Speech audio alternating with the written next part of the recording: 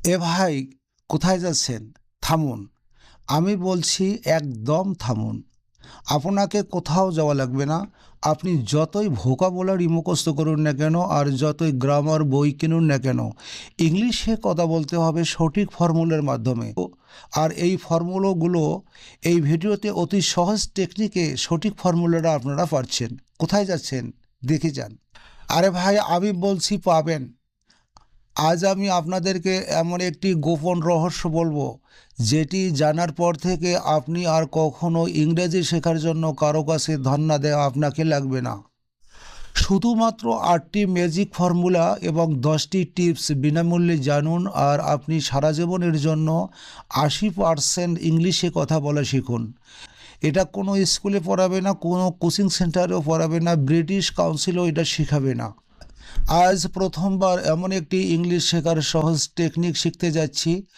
আপনাকে কিছুই করা লাগবে না, শুধু আপনি ভিডিওটিতে একটি লাইক দিয়ে চুপটি করে বসে থাকুন আর ইংলিশ শেখার তামাশাগুলো দেখুন। আপনি কি জানেন, যাদের মাতৃভাষা ইংরেজি তারা 80% কথা বলে 8টি প্যাটার্ন দিয়ে? হ্যাঁ, ঠিক বলছি, মাত্র 8টি প্যাটার্ন দিয়ে তারা ইংলিশে কথা বলে। আমরা কেউই জানি না এই রহস্যটা, এই গুরু রহস্যটা আমরা কেউই জানি না। বাকি 20% দিয়ে তারা শুধু লিটারেচারের বই লেখে, যা আমাদের তেমন কোনো কাজে লাগে না।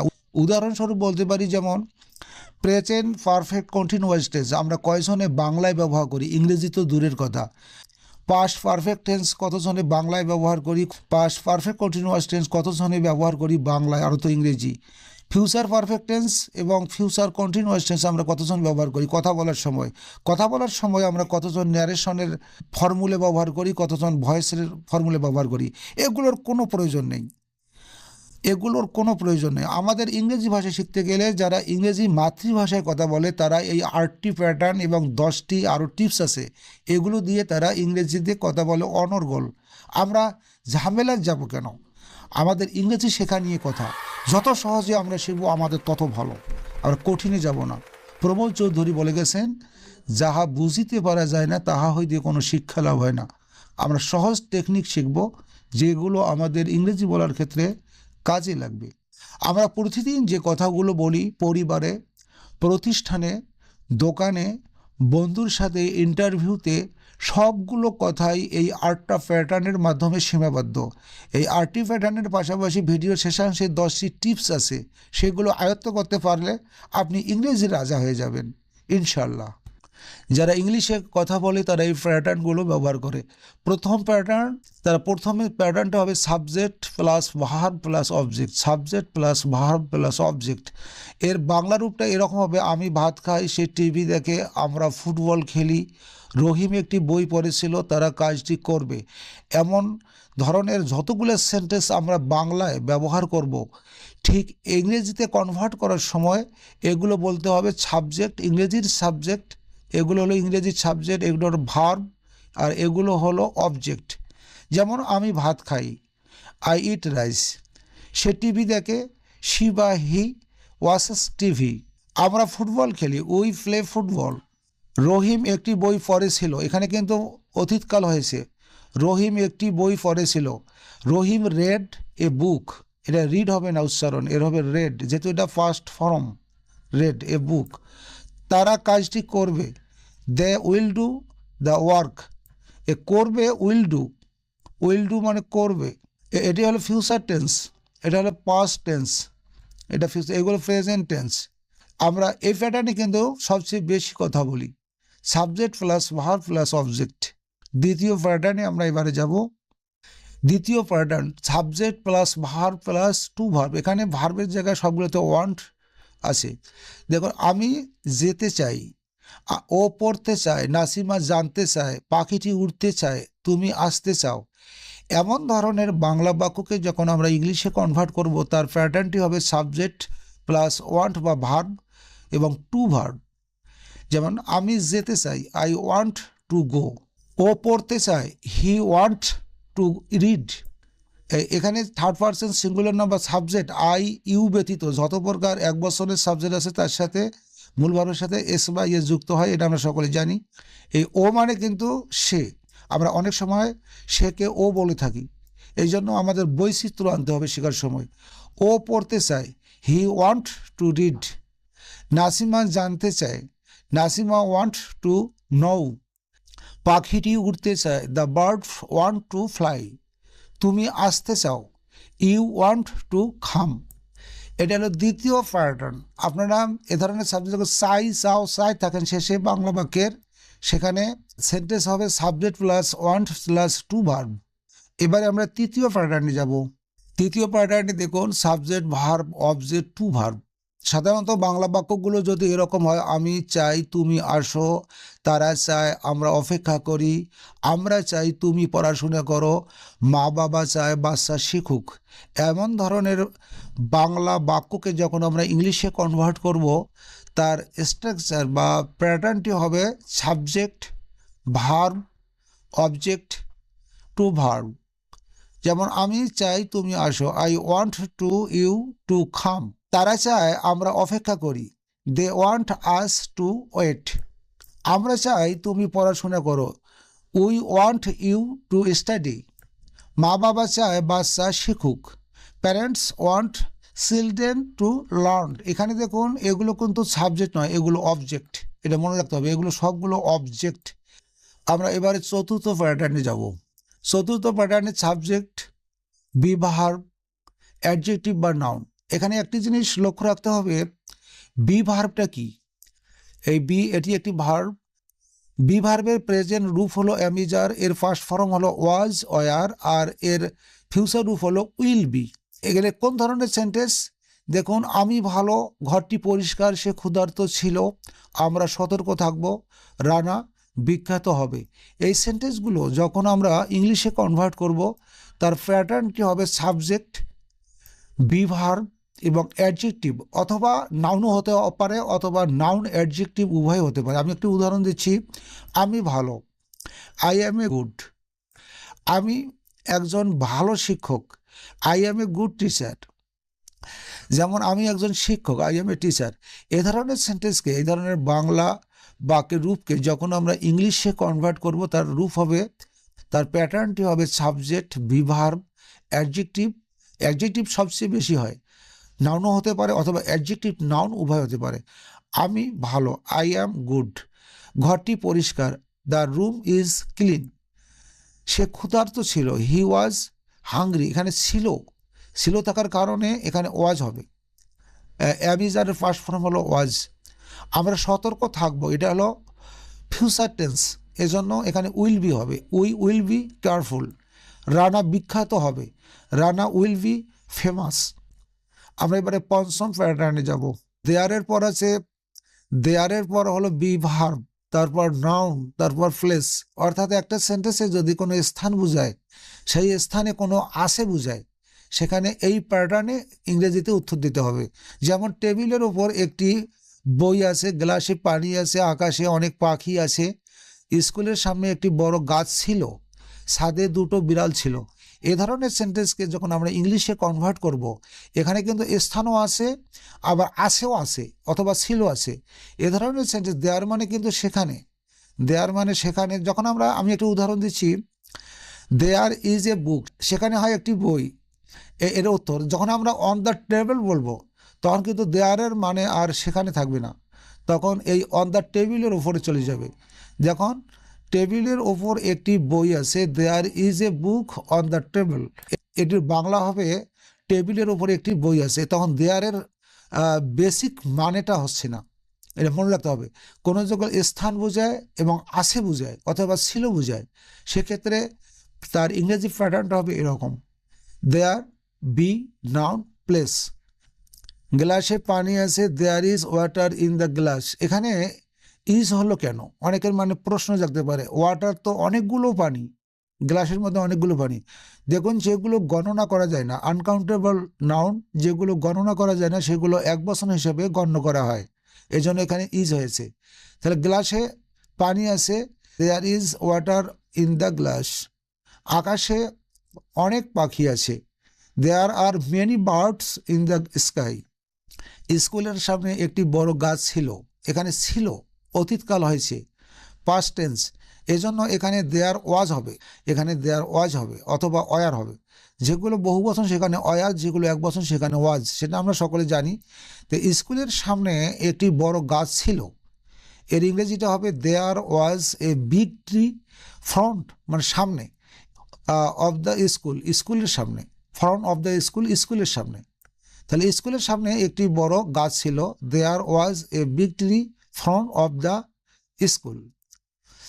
ছাদে দুটো বিড়াল ছিল, there was two cats on the roof. আমরা এবারে ষষ্ঠ প্যাটার্নে যাব। ষষ্ঠ প্যাটার্নে লক্ষ্য করুন, সাবজেক্ট বি মানে বি ভার্ব, তারপর ভার্বের সাথে আইএনজি। এখানে এগুলো কিন্তু present continuous tense, past continuous tense, future continuous tense. এই স্ট্রাকচারটি এরকম বা প্যাটার্নটি এরকম হবে। আমি পড়ছি, পড়িতেছি, পড়িতেছি বা পড়ছি, এই কাজটা এখনো রানিং আছে, চলতেছে। সে রান্না করছে, এখনো করছে। আমরা ইংরেজি পড়ছি, আমরা ইংরেজি পড়ছি, এখনো পড়ছি, কাজটা চলছে। সে গাড়ি চালাচ্ছিল অতীতকালে, কিন্তু গাড়িটা চলছিল কাজটি। রিনা কাল আসবে, মানে আসতে থাকবে। Future tense ভবিষ্যৎকাল। এ ধরনের সেন্টেন্সকে যখন আমরা ইংলিশে কনভার্ট করব, তখন তার রূপটি হবে সাবজেক্ট বি এবং ভার্বের সাথে আইএনজি। আমি পড়ছি, আই অ্যাম রিডিং। সে রান্না করছে, শি ইজ কুকিং। আমরা ইংরেজি পড়ছি, উই আর স্টাডিং ইংলিশ। সে গাড়ি চালাচ্ছিল, অতীতকালে গাছটি চলছিল। হি ওয়াজ ড্রাইভিং এ কার। রিনা কাল আসবে, রিনা উইল বি কামিং টুমোরো। এ ধরনের সেন্টেন্সকে আমরা যে কাজটা চলতেছে বা অতীতে চলছিল বা ভবিষ্যতে চলবে, সেই ধরনের সেন্টেন্সকে যখন আমরা ইংরেজি কনভার্ট করব, সাবজেক্ট বি এবং ভার্বের সাথে আইএনজি, তারপর আদার্স থাকতে পারে। এবারে আমরা সপ্তম প্যাটার্নে যাব। সপ্তম প্যাটার্নের subject have, has, past participle. এগুলো সবগুলো কিন্তু প্রেজেন্ট পারফেক্ট টেন্স। আমরা কথা বলার সময় অনেক ব্যবহার করি, যেমন আমি খেয়েছি, তুমি এসেছো, সে বই পড়েছে, তারা খেলেছে, রিনা গান গেয়েছে। এই যে এসি, এসো, এসেন, এই ধরনের সেন্টেন্সকে যখন আমরা, এই ধরনের বাংলা রূপকে যখন ইংলিশে কনভার্ট করব, তখন তার প্যাটার্নটি হবে subject plus have, has plus first participle, মানে ভার্বের ফার্স্ট পার্টিসিপল। যেমন আমি খেয়েছি, আই হ্যাভ ইটেন। এই ইটেনটা হলো প্রেজেন্ট পাস্ট পার্টিসিপল, ভার্বের ফার্স্ট পার্টিসিপল থ্রি ফর্ম। তুমি এসেছো, ইউ হ্যাভ কাম, এটা হলো ফার্স্ট পার্টিসিপল, ভার্বের তৃতীয় ফর্ম। সে বই পড়েছে, he has read the book. তারা খেলেছে, দে হ্যাভ প্লেড। রিয়া গান গেয়েছে, Riya has sung a song. অষ্টম প্যাটার্নে subject verb object object, double object, যেটা দ্বিকর্ম বলা হয়। এখানে দুইটি কর্ম আছে, বাংলাতে দুইটি কর্ম আছে। সে আমাকে একটি চিঠি লেখে, বাবা আমাকে বাইসাইকেল কিনে দেয়, বন্ধু আমাকে তার কলমটি দিল, সে আমাকে বাংলা শেখাবে, আমি মাকে ফুল এনে দেব। এমন ধরনের সেন্টেন্সকে যখন আমরা ইংলিশে কনভার্ট করব, তার রূপ হবে সাবজেক্ট ভার্ব অবজেক্ট অবজেক্ট। এখানে দুইটি অবজেক্ট থাকবে। সে আমাকে একটি চিঠি লেখে, he write me a letter. বাবা আমাকে একটি বাইসাইকেল কিনে দেয়, father buys me a bicycle. বন্ধু আমাকে তার কলমটি দিল, অতীতকাল। My friend gave me his pen. এখানে গ্যাভ হবে, এটা অতীতকালের কারণে, বাকিগুলো সব ঠিক থাকবে। সে আমাকে বাংলা শেখাবে, he will teach me Bengali. আমি মাকে ফুল এনে দেব, I will bring mother flower. এখানে এ দুটো কিন্তু ফিউচার টেন্স, এ দুটো ফিউচার টেন্স, এই জন্য উইল টিচ হয়েছে, উইল ব্রিং হয়েছে। এটি হলো অতীতকাল বা পাস্ট টেন্স, এই জন্য গ্যাপ হয়েছে। এই দুটো হলো প্রেজেন্ট টেন্স। এবারে আমরা 10টি টিপস দেখব। এই টিপসগুলো খুবই দরকারি ইংরেজি শেখার জন্য। যেমন ওয়ান্ট টু, চাই। ওয়ান্ট টুর অর্থটা হলো চাই, কি চাই? যেমন আই ওয়ান্ট টু ইট, আমি খেতে চাই।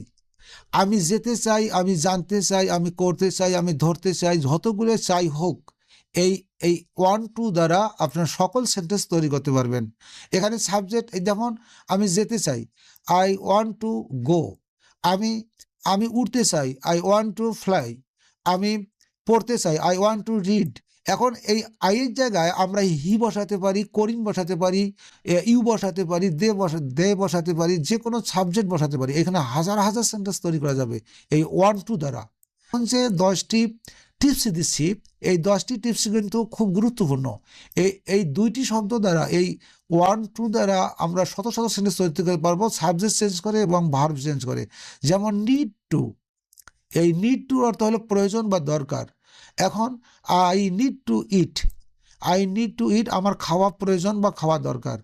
আমার যাওয়া দরকার, আই নিড টু গো আমার আসা দরকার, আই নিড টু কাম। এমনিভাবে শত শত যতটি ভার্ব বসাবেন ততটি সেন্টেন্স হবে। এগুলো ইংরেজিতে বলার সময় খুব গুরুত্বপূর্ণ। আমরা পরবর্তী স্টেপে যাচ্ছি। দেখুন, এগুলো কঠিন নয়। হ্যাভ টু মানে করতে হবে, যেতে হবে, গাইতে হবে, এমন ধরনের। Have to, I have to eat আমাকে খেতে হবে, আমাকে যেতে হবে, আই হ্যাভ টু গো, আমাকে আসতে হবে, আই হ্যাভ টু কাম। এমনিভাবে আপনারা শত শত সেন্টেন্স তৈরি করতে পারবেন। লাইক টু পছন্দ করি, কি পছন্দ করি, ওই ইটকে আমরা ব্যবহার করব সব জায়গায়। কি পছন্দ করি, আই লাইক টু ইট আমি খেতে পছন্দ করি, আমি যেতে পছন্দ করি, আই লাইক টু গো। এমনিভাবে শত শত সেন্টেন্স তৈরি করতে পারবেন। আমরা পরবর্তী স্টেপে যাচ্ছি। দেখুন কত সহজ। লাভ টু খুব ভালোবাসি, কাকে ভালোবাসি, দেখুন খালি প্রেমিকাকে ভালোবাসা নয়, অনেকে ভালোবাসে। আই লাভ টু ইট আমি খেতে খুব ভালোবাসি, যেতে ভালোবাসি, আই লাভ টু গো। এমনিভাবে শত শত সেন্টেন্স তৈরি করতে পারবেন। যদি কোনো ভার্বের সাথে আইএনজি যুক্ত থাকে সেক্ষেত্রে, আর তারপর যখন টু থাকে, সেটা কিন্তু একটা পরিকল্পনা বা সম্ভাবনা বোঝায়। সেটা সাধারণত ফিউচার টেন্সেরকে ইঙ্গিত করে। যেমন আমি করতে যাচ্ছি, ধরতে যাচ্ছি, যেতে যাচ্ছি, খেতে যাচ্ছি, এমন হতে পারে। I am going to eat আমি খেতে যাচ্ছি। এটা একটা পরিকল্পনা হতে পারে, আবার সম্ভাবনা বোঝাতে পারে। আমি খেতে যাচ্ছি। এখানে দেখুন ট্রাই টু চেষ্টা করা, এখানে দেখুন ট্রাই টু চেষ্টা করা। আই ট্রাই টু ইট আমি খাওয়ার চেষ্টা করি। আর I try to eat healthy food আমি স্বাস্থ্যকর খাবার খাওয়ার চেষ্টা করি। স্টার্ট টু শুরু করা, স্টার্ট টু অর্থ হলো শুরু করা। I start to eat, I start to eat আমি খেতে শুরু করি। দেখুন কত সুন্দর একটি করে ছোট্ট একটি করে টিপস আপনাদেরকে শত শত হাজার হাজার সেন্টেন্স তৈরি করার একটা সূত্র তৈরি করে দিচ্ছে। আমরা এগুলো প্র্যাকটিস করব। স্টার্ট টু দ্বারা দেখুন এখানে যে কোনো কাজ শুরু করেন, আমি কাজটি শুরু করব, I start to work. Use to আমরা যে কাজটা আগে করতাম, অতীতকালে কোনো কাজ করতাম, এটাকে ইউজ টু বলা হয়। এটা ইংলিশে আমরা ইউজ টু ব্যবহার করি। Use to, I use to eat আমি আগে খেতাম। কি খেতাম, a lot of fast food আমি আগে প্রচুর ফাস্ট ফুড খেতাম। হেল্প মানে কাউকে সাহায্য করার, হেল্প টু আমি কাউকে সাহায্য করার ক্ষেত্রে আমরা হেল্প টু ব্যবহার করতে পারি কাউকে সাহায্য করার ক্ষেত্রে। দেখুন I help my mother to cook আমি মাকে রান্না করতে সাহায্য করি। এমনিভাবে আপনারা শত শত হাজার হাজার লক্ষ লক্ষ সেন্টেন্স তৈরি করতে পারবেন। শুধু আমাদের একটু প্র্যাকটিস চালিয়ে যেতে হবে। এই কয়টি ফর্মুলার বাহিরে আপনি কোনো ইংরেজি সেন্টেন্স করার কোনো ফর্মুলা পাবেন না। তবে ইন্টারোগেটিভ নেগেটিভ সেন্টেন্স এইগুলো যখন আমরা করব সেটাও তো সহজ, সেটা ফর্মুলাও সহজ, সেগুলো অনেক ভিডিওতে দেয়া আছে, আপনারা দেখে নেবেন। দেখুন কোনো বাক্যই বাহিরে থাকতেছে না। দেখলেন শুধুমাত্র 8টি প্যাটার্ন এবং 10টি টিপস দ্বারা আমরা শত শত বাক্য তৈরি করার একটা টেকনিক শিখলাম এই ভিডিওতে। 30 দিন আপনারা প্রতিদিন 10টি করে ওয়ার্ড বানান আর 30 দিনে ইংরেজিতে ফ্লুয়েন্ট হয়ে যান। গ্যারান্টি দিচ্ছি ইনশাল্লাহ আপনারা ইংরেজি শিখবেন। এখন ভিডিওতে একটু কি লাইক করা যায়, চ্যানেলটিকে সাবস্ক্রাইব করতে পারবেন আর কমেন্ট লিখে দিন। পরের ভিডিওতে আরও বড় রহস্য আছে, বেল আইকনটি টিপে রাখুন। সকলের সুস্বাস্থ্য এবং দীর্ঘায়ু কামনা করে ভিডিওটি আজকের মতো এখানে শেষ করছি। ধন্যবাদ সকলকে, খোদা হাফেজ।